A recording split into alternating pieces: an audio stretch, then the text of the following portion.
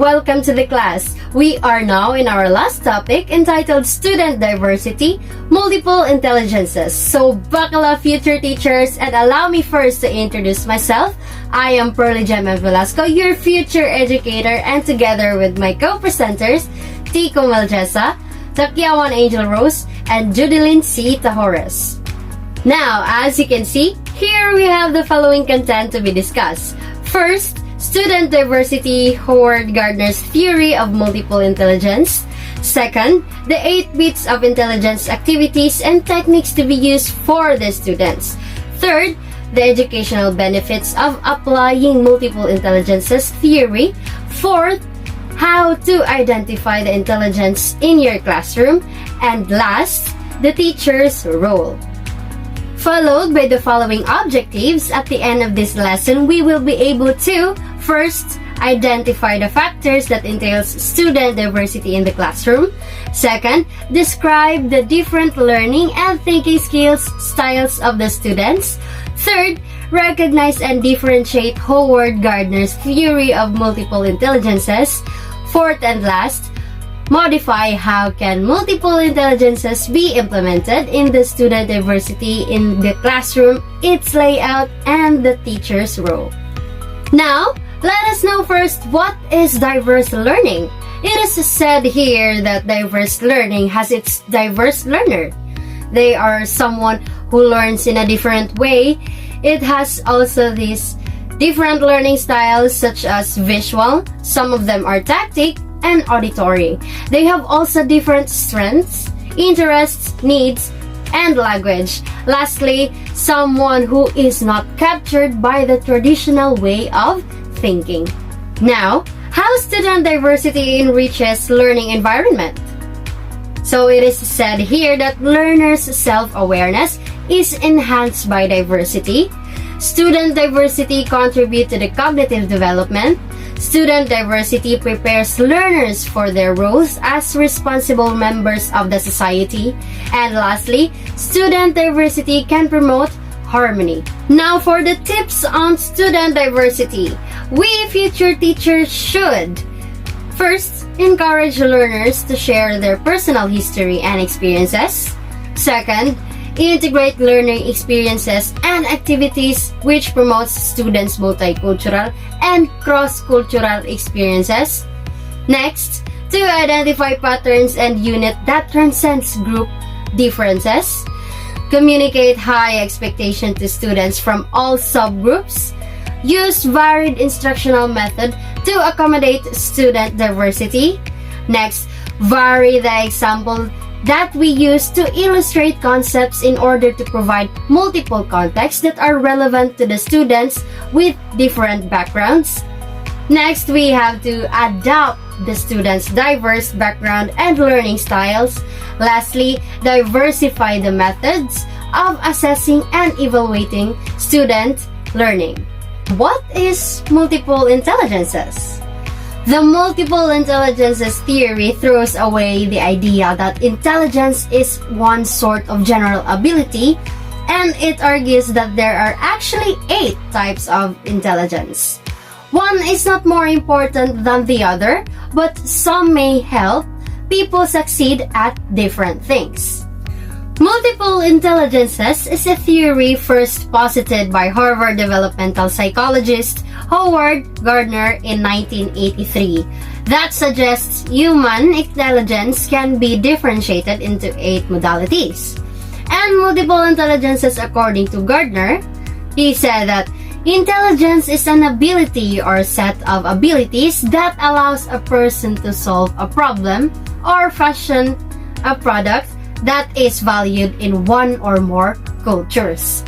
Every individual possesses multiple intelligence, and the theory of multiple intelligences proposes that differentiation of human intelligence into specific modalities of intelligence rather than defining intelligence as a single general ability. Multiple intelligences refers to a theory describing the different ways students learn and acquire information.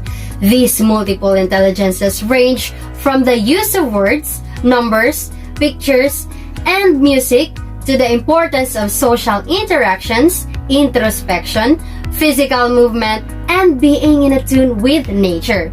As Howard Gardner theory in 1983 that suggests human intelligence can be differentiated into 8 modalities. So we have visual spatial, verbal linguistic, musical rhythmic, logical mathematical, interpersonal, intrapersonal, naturalistic, and bodily kinesthetic. Eschewing previously narrow preconceived notions of learning capabilities, for example, the concept of a single IQ. The idea behind the theory of multiple intelligences is that people learn in a variety of different ways. Good holy everyone, my name is MELJESSA TICO, and now we were going to continue the reports. So let's proceed to the linguistic intelligence. So what is linguistic intelligence? So when we say linguistic intelligence, it also called a verbal linguistic intelligence. It is about the knowledge of language use, production, and possibilities. And linguistic intelligence, this can be include the way we express ourselves effectively through speech and written word, as well as showing a facility for learning foreign language. So next, we have here the teaching for linguistic intelligence. So the first one, use creative writing activities such as spoken poetry or script writing. As you can remember, or even now, we are sometimes doing our own spoken poetry, and sometimes we present it through virtual and do it individual. So next is set up class debate. So why is it important? So when we say class debate, it is all about the students' participation inside the classroom or even our virtual class. We are sometimes doing it, right? Yeah. So debate, it is all about the how students promote problem solving or innovating thinking, and of course the students can build links between ideas and words that makes concept more meaningful. So the third one is allow for formal speaking opportunities. Yes, it is very important because it is all about how we can be confidently and effectively in front of an audience, wherein it will pay a dividends in a whole range of situations. So the last one is make sure there are plenty of reading opportunities. Yes, because finding time to read is very important for us to develop our skills or our literacy skills. So next is, in learning with linguistic intelligence, you have to make sure that you can learn your best by writing, practicing speech, and creating jokes, journaling, and reading. So the second one, we have here the logical mathematical intelligence. So when we talk about it, it is all about a commonly thought of as scientific thinking or the ability to reason, work with abstract symbols, recognize patterns, and see connections between separate pieces of information. So meaning to say, it is the ability to analyze the situations or problems, problems logically, and identify solutions, conduct scientific research, and easily solve logical or mathematical operations. So the next one is we have here the teaching for logical mathematical intelligence. So the first one is provide opportunities for problem solving. So when we talk about problem solving, it can help us to determine what?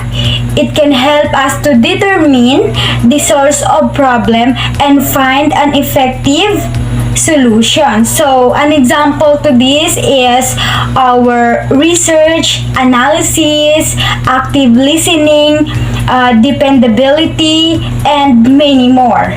So the second one is involved calculation. So when we hear the word calculation, it is or the first kind of calculation involves figuring out the answer to a problem, especially in math subject. So the third one is create an activity that involves deciphering a code.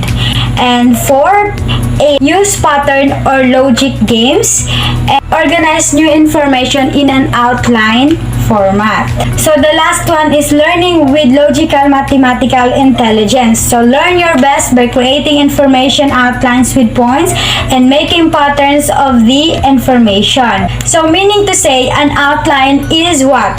An outline is a formal system used to develop a framework about thinking for what should be the organization and the eventual contents of your paper. So now let us proceed to the visual spatial intelligence.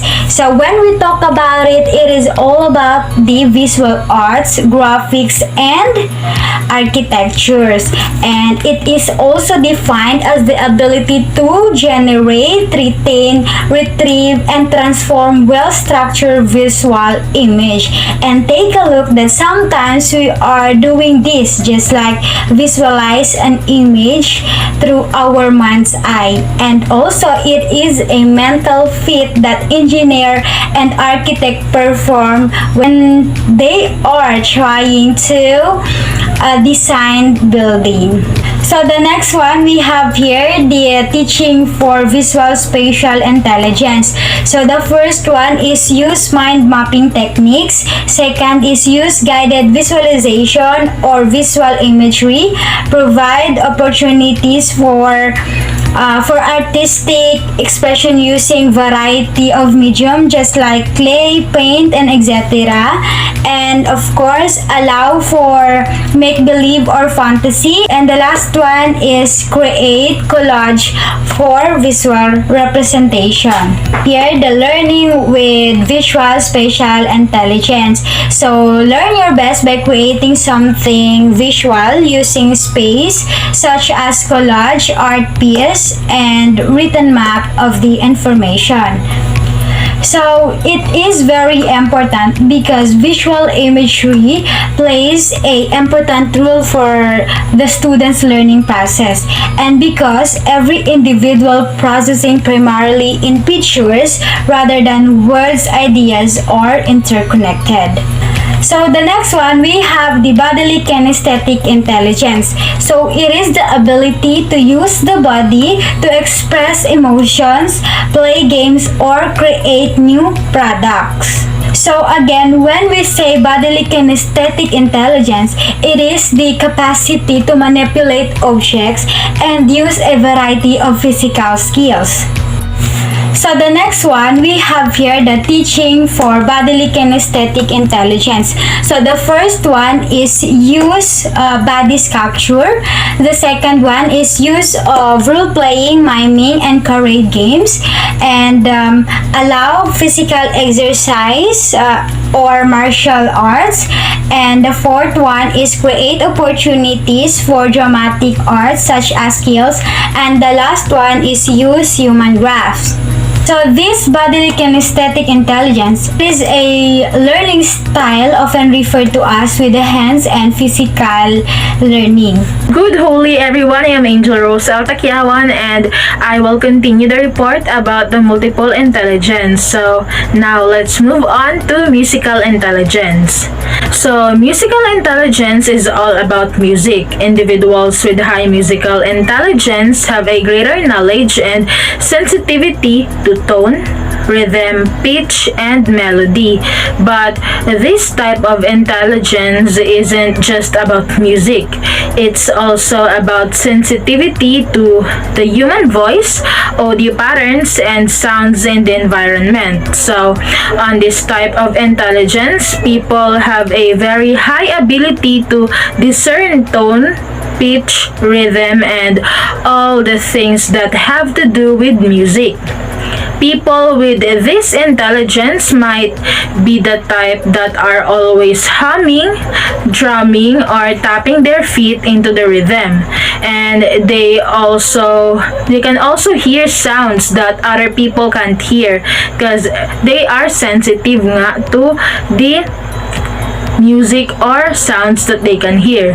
So careers related to this would be composers, musicians, and conductors, sound directors, or anybody related to the musical or music field.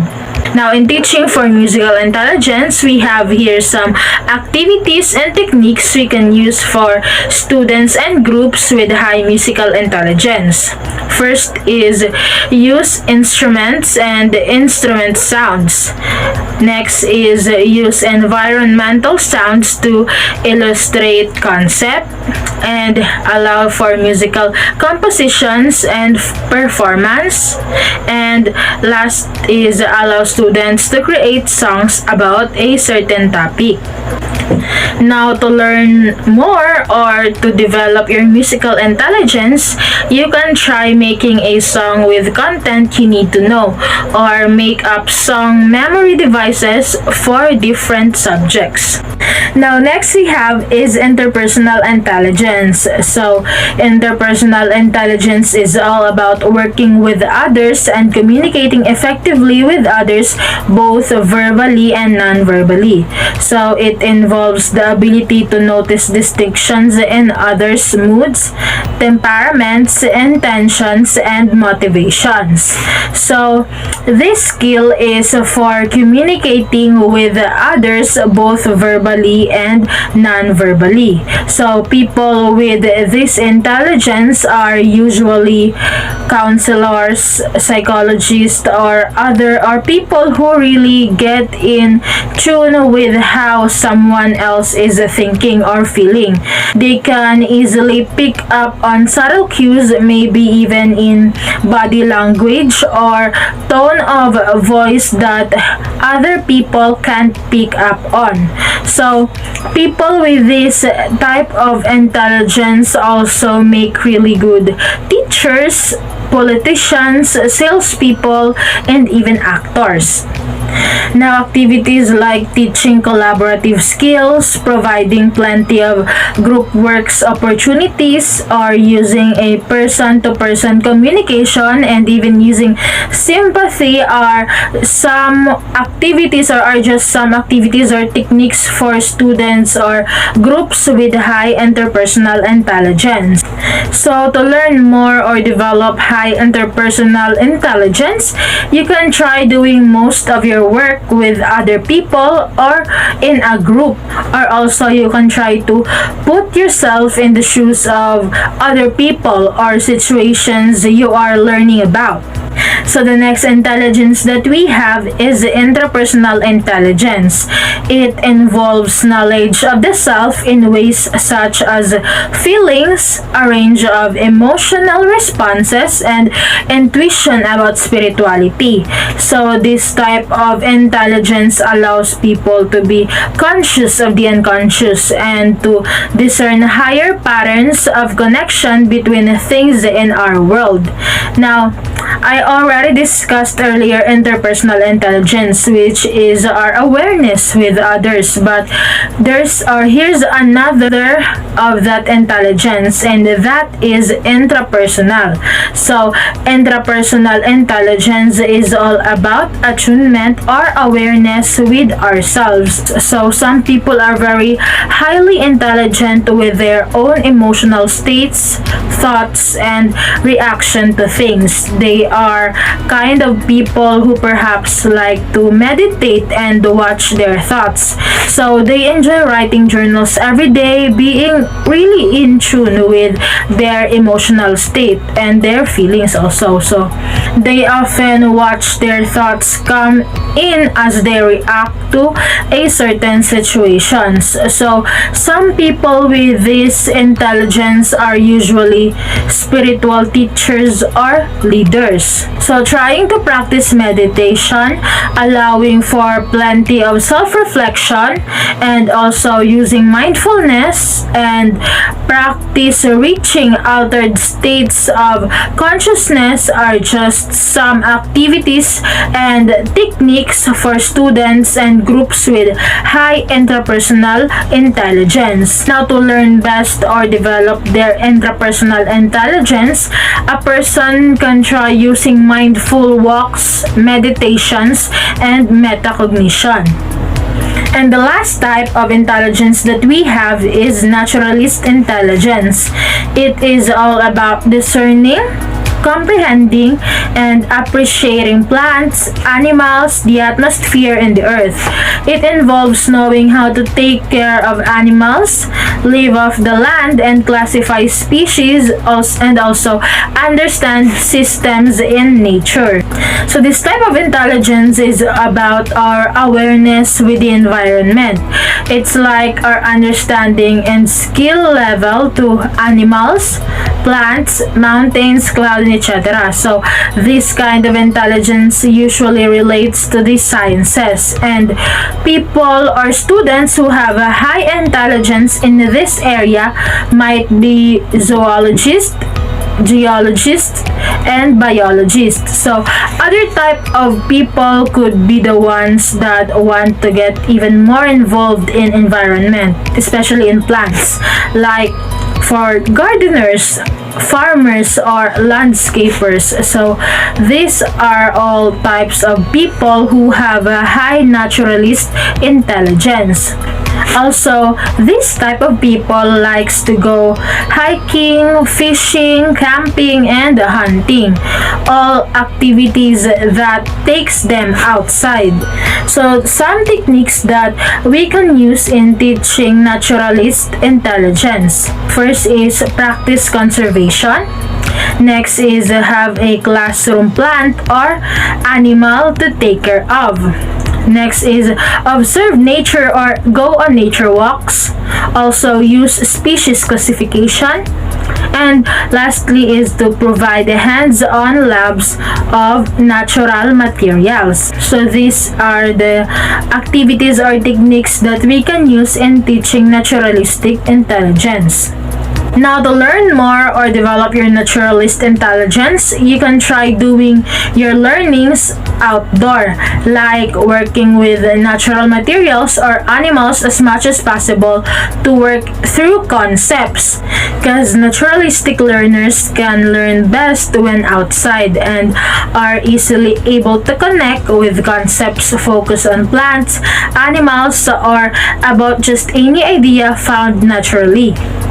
Good holy everyone, I'm JUDELYN TAJORES, and now that you already know the 8 multiple intelligences, let's move forward and talk about the educational benefits of applying multiple intelligences theory. So the benefits of this theory are many, and they can be applied across all ages and in all subjects.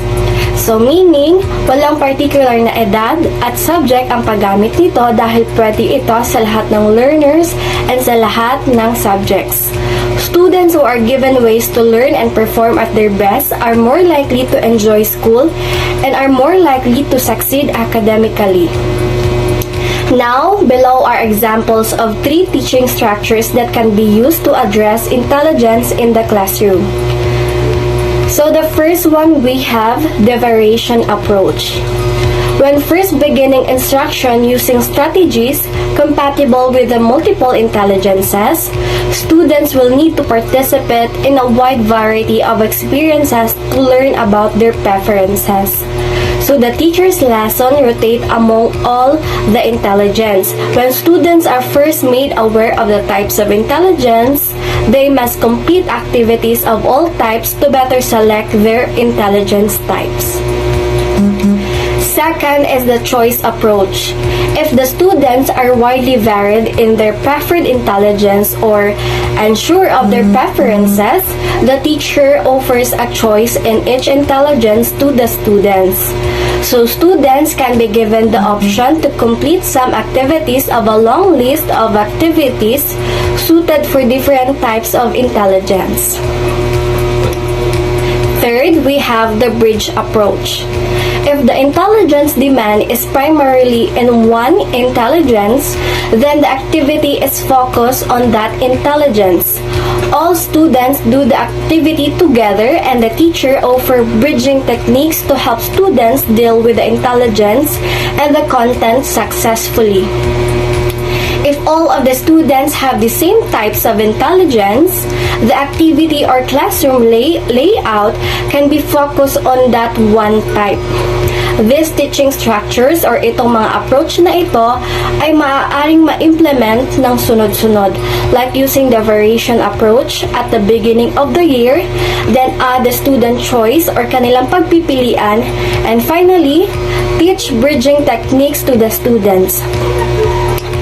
So a combination of these structures ensures a balance of the activities para matugunan ang mga pangangailangan ng lahat ng mga mag-aaral. So the multiple intelligences also make great assessments. The multiple intelligences in the classroom. So there are many ways to use the theory of multiple intelligences in the classroom. I want you to look at the screen. As you can see there is a table. Now, let's discuss how we can implement multiple intelligences in the classroom. In the first column, we have the type of multiple intelligences, and under it, we have first, the verbal linguistic. So again, students under this intelligence is strong in reading, writing, telling stories, and thinking in words. And obviously, mahilig sila mag-read, write, talk, memorize, and work at puzzles.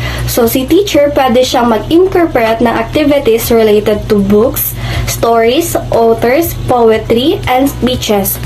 And yung paraan naman kung paano ma-demonstrate ang understanding ng students is through writing stories, script writing, poetry, and storytelling.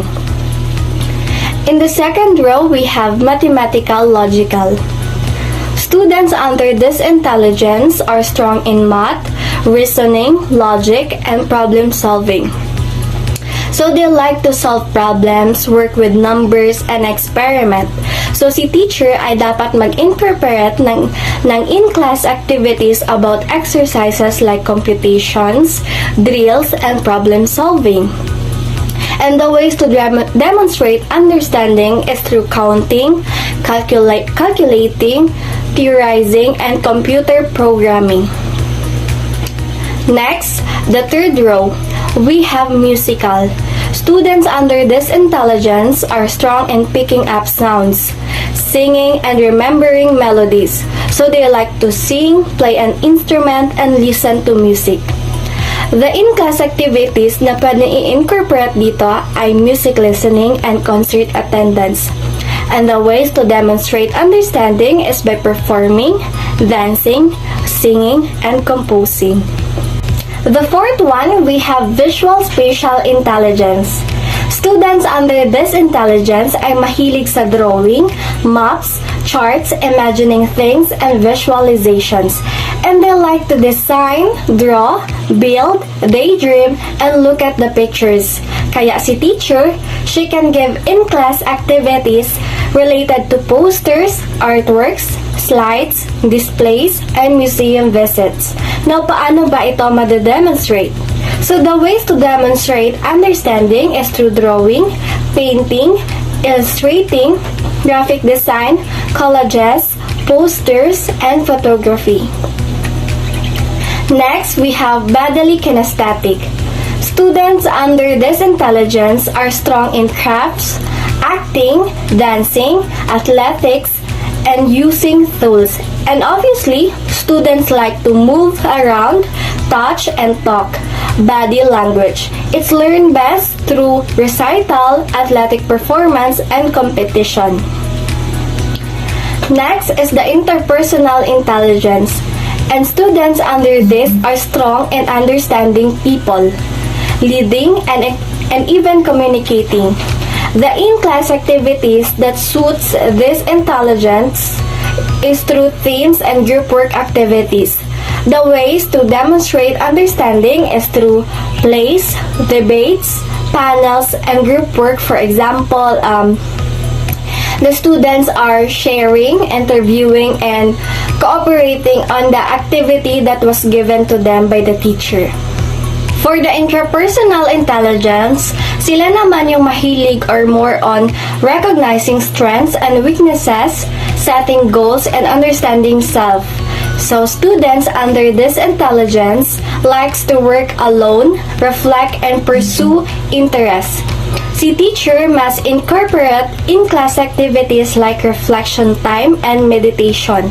The ways to demonstrate understanding is through letting students do self-paced projects like journals, memoir, changing behaviors, and habits.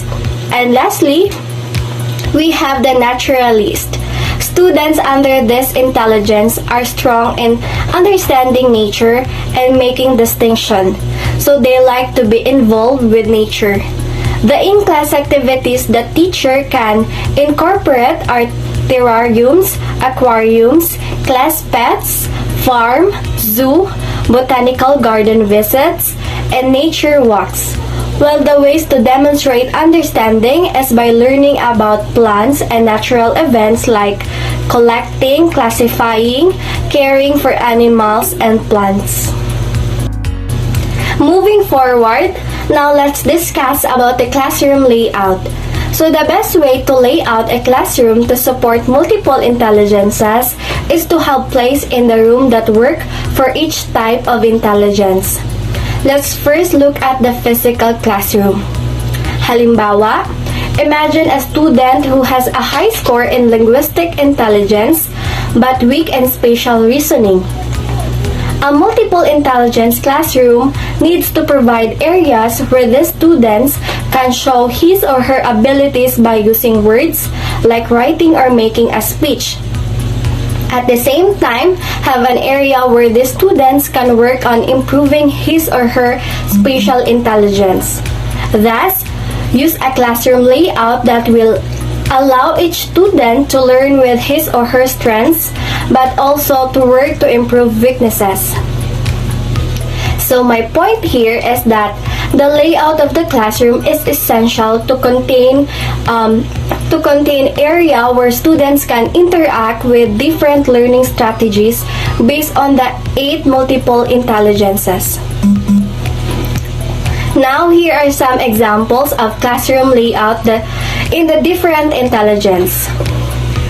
First, let's talk about the linguistic intelligence. In a classroom layout, it is best to have a quiet area for reading, writing, possibly even practicing speeches while recording oneself.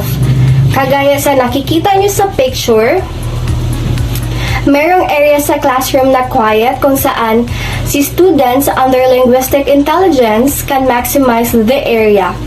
Just like the library, I remember when I was in high school, yung mga classrooms namin ay merong area talaga kung saan mayroong mga books na pwede kang magbasa and sumulat ng tahimik. The classroom layout in the logical mathematical intelligence is there should be an area where students can conduct scientific experiments and mathematical calculations with other materials like charts and graphs to allow for reasoning activities. For example, a science laboratory. Hindi ko alam kung kami lang ba or kayo din naka-experience nung nasa high school pa merong area o isang room kung saan ginagamit a science laboratory, and during science subject, pumupunta ang mga students to conduct different experiments. Next, visual spatial intelligence. The classroom layout for this intelligence include an open area for object manipulation or art creation. So, kailangan open place kung saan students can manipulate objects, build things, create artwork with tools like canvas. Gaya ng nakikita nyo sa picture, some students are doing paintings and showcasing crafts they made. So, need siya na open area since they will build or create an artwork, which means they need a bigger space para ma-execute properly ang craft. Bodily kinesthetic intelligence.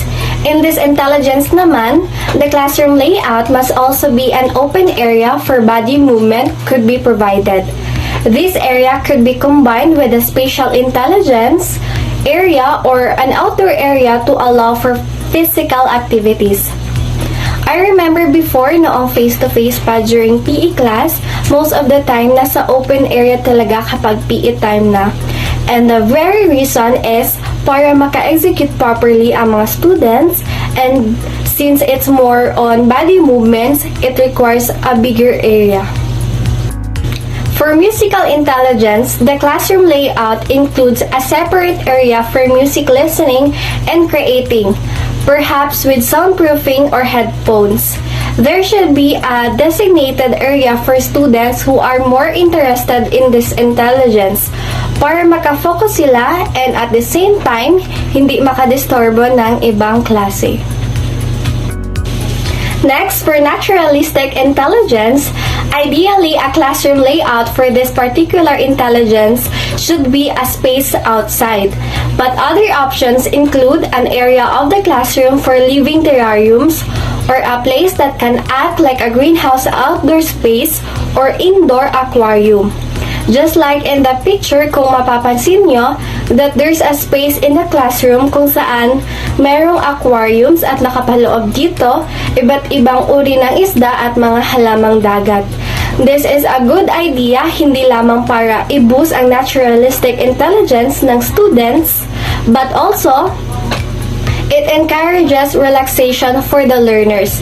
When the natural environments become the classroom and nature becomes one of the teachers, even students who don't exhibit nature smarts will become more attuned and connected to the world around them.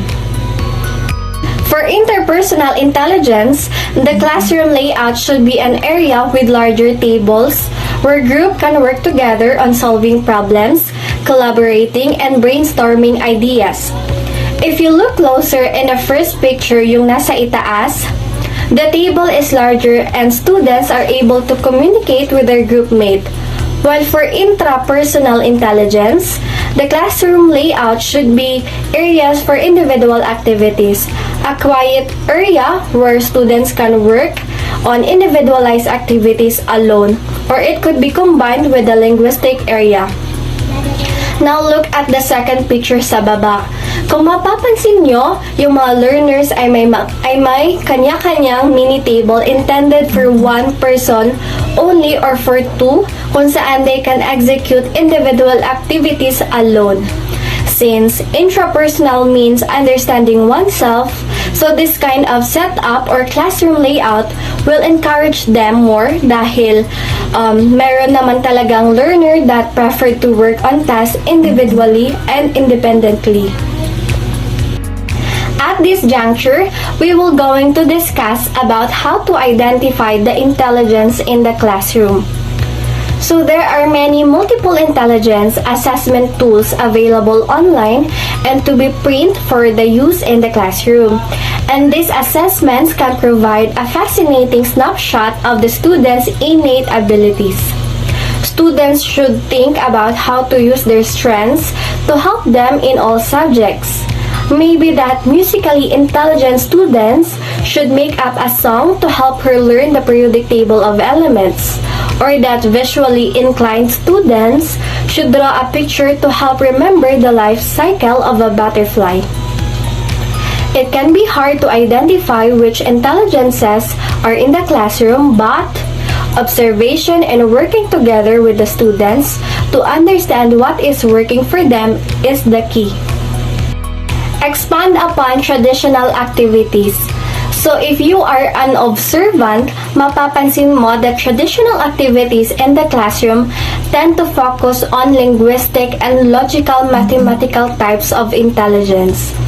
This should be expanded and include other types of intelligence as well as hindi lang mag-focus sa linguistic and logical mathematical intelligence.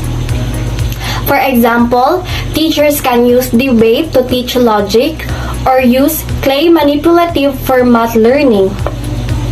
For you to better understand, I will give another example.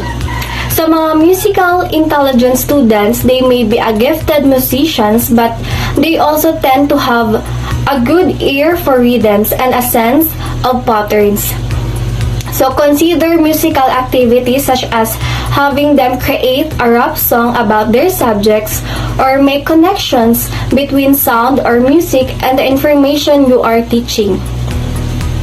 Halimbawa, ako ay nagtuturo ng science subject and they are students who are musical intelligent. So in order to incorporate science, I will ask students to choose 3 pieces of music, one that represents a solid, one that represents a liquid, and one that represents a gas. Have them play a clip of each piece of music and then explain why they choose each one. This will appeal to their interest while still allowing you to check for comprehension. So the solid music should have heavier than the gas music. These students may also enjoy creating podcasts or other auditory items. When multiple intelligences theory is implemented properly in the classroom, it can have a very positive results. Students develop an increased sense of responsibility, self-direction, and independence. Discipline problems are reduced, students develop and apply new skills, cooperative learning skills increase, and overall academic achievement increases. Thank you, Ms. TAJORES. Now let us proceed. We have this teacher's role here, so the teacher's role is extremely important in making sure students get the most out of multiple intelligences theory in the classroom. Teachers should work with the students rather than for the students to develop the best activities, projects, and layouts. Teachers should continuously observe the students' interests and success in different areas and continually change the classroom layout and plan it accordingly.